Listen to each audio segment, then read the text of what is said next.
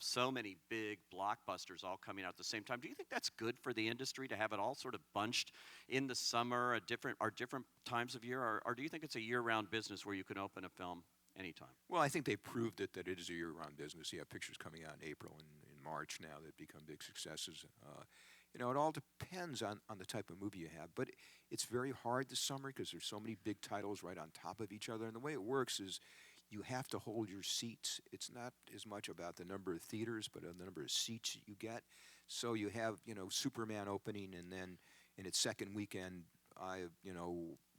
another picture will come in, and Superman, we moved into a smaller theater to make way for the next big blockbuster, if there is a blockbuster next to it.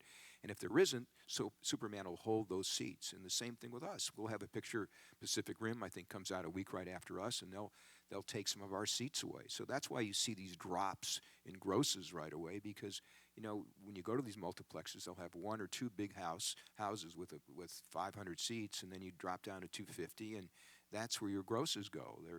They diminish quite quickly. But if you have a run where there's nobody behind you of note, then you can hold those theaters, and if the picture works, you're going to fill the seats up.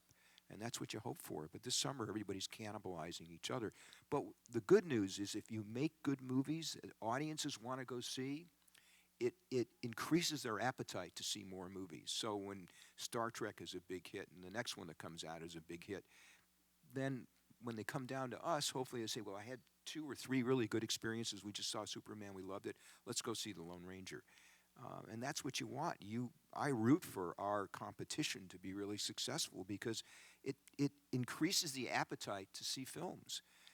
When there's a bunch of movies that audiences don't like, then they say, I'll go to a Dodger game or I'll do something else. And because there's so many other activities that you can do between video games and television. There's so much good work on television now that people can just stay home. So you have to give them something special that drags them out of their house. Hopefully The Lone Ranger is one of those films.